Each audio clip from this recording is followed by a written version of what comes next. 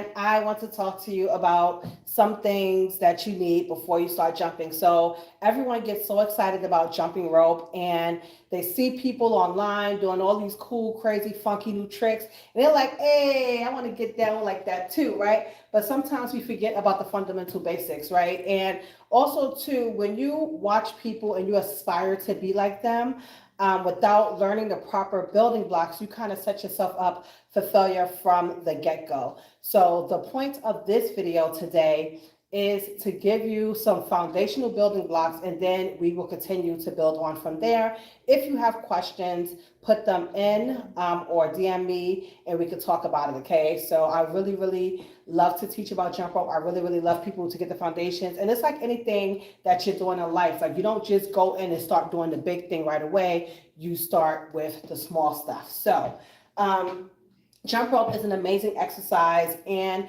you can use jump rope for different things. So everybody uses it for different things. Some people use it just to have fun. Some people use it as a workout. Some people use it to warm up before exercise. Some people use it as a sport. Like, there is really a sport of jump rope.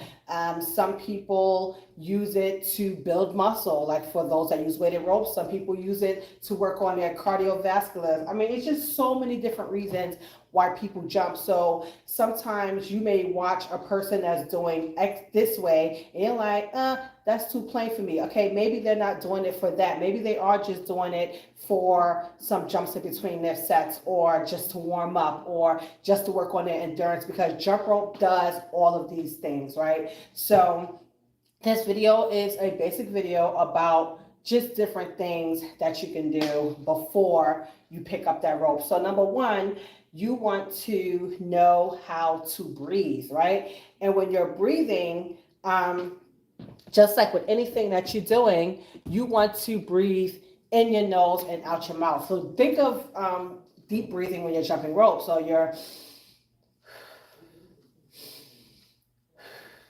when you're jumping, you want to breathe in your nose and out your mouth. And you may not have time to do it so obviously as I'm doing, but you want to keep that in mind, because if you keep your mouth open the entire time that you're jumping rope, then the air is going to fill your lungs quicker and you're going to get tired quicker. Y'all got to remember that jump rope it's a lot, you know what I'm saying? And it's a lot, on your cardiovascular system and things like that. And if you don't do it properly, you're going to gas out as soon as you start jumping, okay? Let me see something. Sorry, you guys. There we go. And number two, remember, if you have any questions, feel free to ask.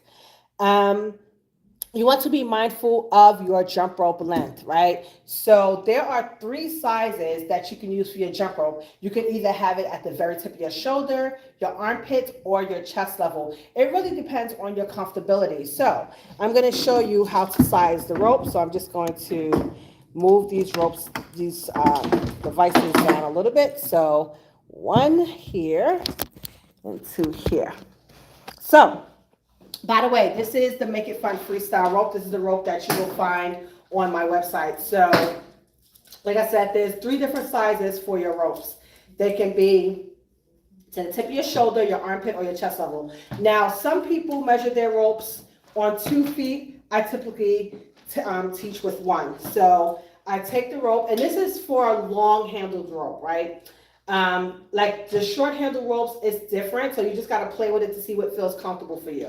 So I'm going to take this rope right here, and I'm going to put it under my left foot. And remember, when you're measuring the rope, you're also going to count the handles. So you have the 2 handles together, and you stick out, I say, my left arm here, and my rope comes to right below my armpit. Okay, so I typically like my ropes to my armpit. But like I said, you can give it here. So if you're like trying to get used to jumping, you want to have it, give yourself some room, put it here. As you get comfortable, you put it to like your armpit. And then if you get even more comfortable, you put it to your chest level. Now, if you're the type that likes to measure on 2 feet, right? When, of course, when I'm doing 2 feet, it's going to be shorter. So here, it comes to my chest, okay? So like I said, you have your chest, you have your armpit, or you have the tip of your shoulders. Now, if you have a rope that you're already using at home, You don't have to go buy a new one if it's too long. All you gotta do is simple like this. Put a knot in it, right? Don't put a knot like in this part of the rope. Put a knot somewhere close to the handle, right? So you have some wiggle room to work with. And I'll tell you a secret. The shorter the rope, the quicker it cuts through the air. So one thing about ropes that are too long, right? When your rope is too long and you already don't have the jump rope skill, it's going to lag. It's going to take time before you jump over it, which gives you the illusion that you have to jump really, really high over the rope, which you technically don't, right? So when you're jumping, you really only want it to come a little above your head. So you're here like this, right? And all you have to do is jump high enough to clear the rope. You don't need to jump super high, okay? So that's that on rope length. Let's see what else I want to tell you. Timing. Coordination is vital to jumping because, of course, the point of turning the rope is to jump over the rope. So something simple, you turn, you jump, okay? You turn, you jump. You don't turn and jump at the same time. You turn, you jump. Or if you're like really new to this, you put the rope in front of you, you jump over it, put it over your head. Jump over it, put it over your head, okay? So that's really basic. So either you start here with the rope behind you, you turn, and then you jump, or you start with the rope in front of you, you step over it, and you turn, and then you step over it, okay? Until you get the motion of how to jump, okay? It's like an if-then thing. So if you turn, then you jump, okay? So cause and effect. So let's talk about attire. So when you're jumping rope, you want to make sure that you wear comfortable clothes, right? You don't want to wear anything that's too tight and constricting, nor do you want to wear anything that's too loose. So when you're wearing something that's really tight and constricting, you're not going to be able to move freely. You want to be able to move freely, right? Now, if the clothes are too loose, they can get caught it could get caught up in like the rope, you know, and you don't want that. And then sometimes, like, say if this was like super big, it would you wouldn't have room to really do anything because the clothes would be in the way. And I know sometimes, especially for my people that are considered plus size, sometimes you want to wear bigger clothes to hide your body, but it's going to work against you when you're trying to jump rope because all it's going to do is get in the way. So you don't want to wear clothes that's too baggy. If you're a female, you want to make sure the sisters are tight, right? You don't want them flopping all over the place. So get you a good bra, and I can recommend the one that I wear. I love it. Also, when it comes to footwear, if you are, any age, right? At any age, you want to be concerned about your joints. When you're in your 20s, you don't want to think you're invincible. You want to think about longevity, like what can I do or how can I do this safely so that I can continue to do this for a very long time, right? So when you're jumping, you want to make sure that you are jumping on the correct surface. So right now I'm on a springy wood floor. This is one surface that I suggest. I also suggest rubber. So if you go to like a track and field or whatever, they have like a rubber surface that you can jump on. If you don't have that, get a jump rope mat. Now you can jump on concrete, but concrete is not good at all. I just want to put that out there. Concrete or surfaces that are really hard are no good for you, especially your bones, your joints, your feet, and things like that. And I know that a lot of you watch my videos, you may see me doing those things, but I don't do a whole jump rope workout on that, right? I'll do like maybe a couple of 15-second videos and keep it moving. So surface is very important. Also, too, you want to be mindful of the footwear that you're wearing. So you want to wear sneakers that absorb shock, such as a running shoe or a cross trainer. So, of course, I wear Mizunos. I am an ambassador for them, and these are the sneakers that I typically jump in. Of course, for me, some are better jumping than for running. Like the ones I have on today, I actually prefer these more for my walking. I guess I wore them today just more for aesthetic, you know, to match my outfit. So when it comes to clothes, like I said, don't get them too loose. Don't have it too tight. Get a supportive bra if you're a female. If you're a guy, I don't know what's the proper thing, but wear some proper underwear because sometimes it's just like watching the thing jump up and down. To me, it's the same thing as watching a female just get some support. So that's all I have to say about that. And like I said, surface and shoe is very important. Let me see what else we have before you start jumping. I talked about the surface already. Warm up. So you want to do some warm ups before you jump. Now, I wouldn't suggest doing like the stretching. I think it's called the static stretching. You don't want to do that when your body is dry, like when you haven't did any kind of movement at all. You want to do something. So typically when I teach my classes, I go through a series of boxing moves. So we usually step for a while, and then we go into some left rights, right? And if you want to get that leg motion, you could do like a squat in between each punch. So bop, bop, bop, bop, bop. Do some uppercut action, right? Do some uppercut action, do some hooks action, right? Just a good warm up, and then I usually do like some high knees. You know, you basically kind of getting your whole body ready for this activity that you're going to do. And you do that as many times as you need to do it, anywhere from 3 to 5 minutes, just to get your body ready for this jumping that we're going to do, okay? Let's see what else you need to know. Technique.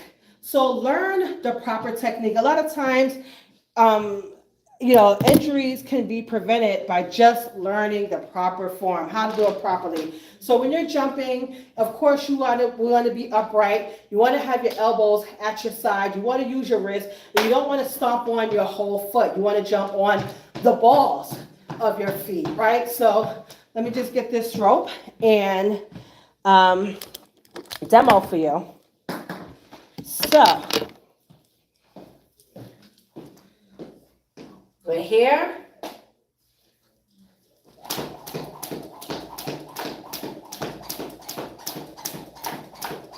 Let me just turn to the side. So I'm not stomping on my whole foot.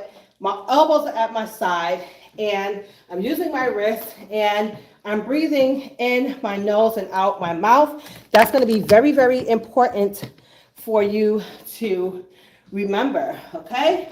So the next thing I want you to know is variety. As you start to jump, you're going to learn a lot of different things, okay? A lot of times, if you're just trying to get in the workout, don't worry about the tricks, right? You want to make sure that you know how to breathe, that you have timing, that you have coordination, and then you can start to vary up, because I know it can be boring doing the same thing all the time, but you want to master technique. I would say your goal should be to at least be able to do 100 jumps nonstop, 100 jumps nonstop, and that takes anywhere from 30 to 45 seconds. And once you can do that, that means that you have built up some kind of stamina and conditioning for the next level. So if you watch my videos, my 15-second videos, I'm doing so much in those videos in that 15 seconds. And I'm just doing a lot. But you have to be able to breathe. If you can't, do 100 jumps like nonstop, like how are you going to do these 15-second videos where I'm giving everything that I got? I'm giving all my energy, and I'm laughing, and I'm smiling, and I'm jumping, and I'm breathing, right? A lot of people are so eager to get to that without mastering the basics. You must master the basics, okay? Let's see what else we have here. Rest. You want to incorporate rest into your jumping, right? You don't want to it's like kind of seeing a candy in the shop, and you just want to take everything at once, right? You don't want to do that. So you want to progress into this. So if you're just beginning, maybe you want to start doing something like 5 sets of 50 jumps, or whatever makes you feel comfortable. You want to ease your way into this. You don't want to just go all out on your first go, injure yourself, then you're like, oh, I just wanted to do this. No, you got to build into it, okay? And I think we're coming upon the last one, which is progression. Start with a manageable routine and gradually increase the intensity and duration of your workouts as you build strength and endurance. So you want to the whole point, take it slow. Don't try to rush into things without properly learning technique and breathing and timing and proper attire and shoes and surface.